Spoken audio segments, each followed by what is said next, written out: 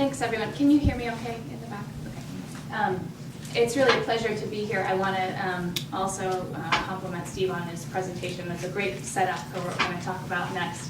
And thank Bob and the organizing committee for inviting me here, because it's just a pleasure to be in this community where I am a new face, unlike the panel leaders that you heard from yesterday, who you all know well.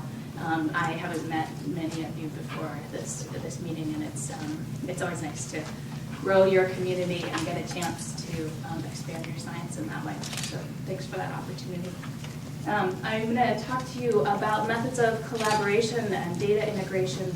And I think from yesterday's presentations, we all should have the sense that we are sort of on the cusp of a number of really great opportunities to expand collaboration both within the marine mammal community and beyond it. And Steve's presentation set the national context for how one way that may happen, and I think there are other specific scientific questions as well that could lead marine mammal researchers to reach out beyond this, beyond your world, to something that's working in other disciplines and that sort of thing. So I'll talk about some of those opportunities as we go along. Okay, so just because you don't know me, I'll give you a quick little update on my background. As John mentioned, I've worked on coral reefs. I'm trained as a community ecologist and a conservation biologist.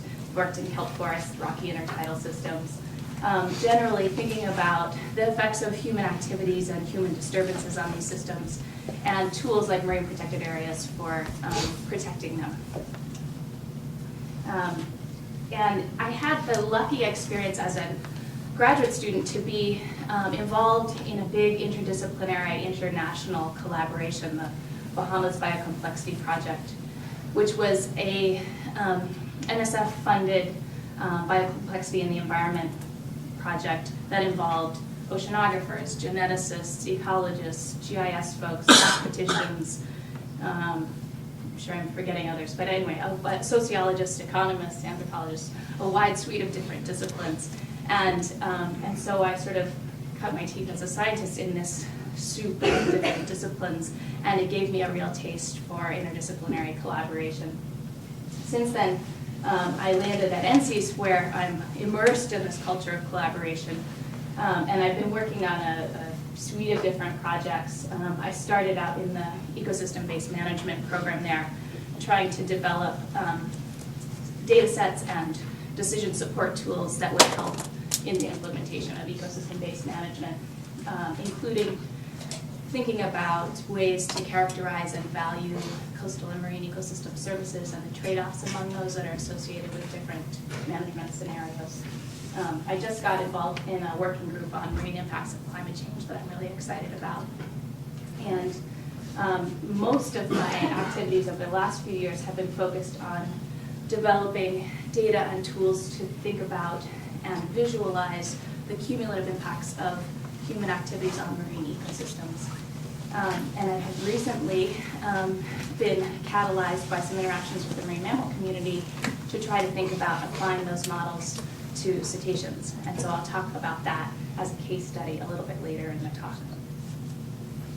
Okay, so just to show you where I'm headed, because I'm going to cover a bunch of different things, I want to make the case for why collaboration and data integration might be important and valuable for marine mammal scientists. Talk about some methods of collaboration from my own experience drawing on the NCEAS model. Highlight a few marine mammal collaborations that I think are good examples of some of this philosophy. And then talk about this specific work that I'm on the verge of beginning, looking at cumulative impacts to cetaceans. And then just wrap up with some other questions that might be ripe for collaboration to get you thinking about where you might go with this and some of the challenges and benefits. Hopefully that will set up the panel well for the next session. Okay, so just in terms of the need, this, I don't need to tell you, the species that you study are extremely hard to observe and to get to know. The populations, in many cases, basic distributions and abundances are poorly known behaviors and ecology are difficult to study. And that's largely because they cover such big geographic ranges and exist at relatively low densities. On top of that, they move around and they do complex things. Their distributions, their abundances and behaviors vary in space and time on the scale from days to seasons to years. Adding to that complexity is the fact that they face a multitude of threats, which we saw highlighted in yesterday afternoon's panel. And really, to get at many of those threats, you need disciplinary expertise and tools that aren't necessarily encompassed in your traditional marine mammal science community. I think partly as a symptom of this, and partly just because this is the way science has been done for so many years, we find ourselves in this state of operating in separate silos, or stovepipes, as Jay called them yesterday, where you have traditionally collected data within your lab group, specified by species or by region, by threat, even by funding source. And that has decreased, to some degree, communication and collaboration within and beyond the community. Now, I say this not as a criticism, because yesterday we saw lots and lots of great examples of collaboration that's already going on, and many of you said, I couldn't do my science alone. There's no way I could do this as a single person. So obviously, collaboration is already happening. But we also should recognize that there's a degree of isolation that's sort of endemic. I think the main result of that is that there's been a lot of developing collaboration within the community, but I didn't see very many examples of that reaching beyond this community, people who work in really different disciplines, and that I think is a really exciting opportunity. The other thing that's driving the potential need for collaboration and data integration was really highlighted very well by Steve's talk this morning, this need for science-based management, decision-making, and action. And that's going to require well-integrated data on both population status and the threats and their relative importance. And that kind of prioritization hasn't really been done yet. The other thing is, from funders and the public, there's been a growing call for scientific transparency and access to data.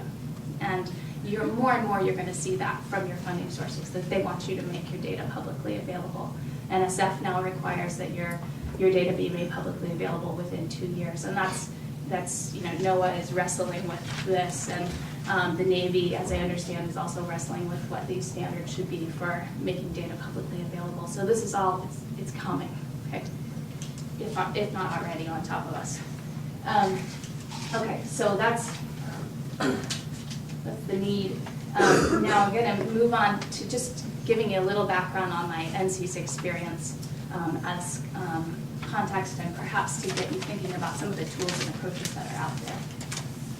So I want to just, as I said, I've been kind of immersed in active collaborations and interdisciplinary work for a while, but I never had had someone articulate a framework upon which to hang all of this until recently. I read this article by a scientist named Walter Jessen, who works in bioinformatics and is a cancer biologist. But he, and I don't know if he laid out this framework or if it's attributed to somebody else, but he did made a nice clear explanation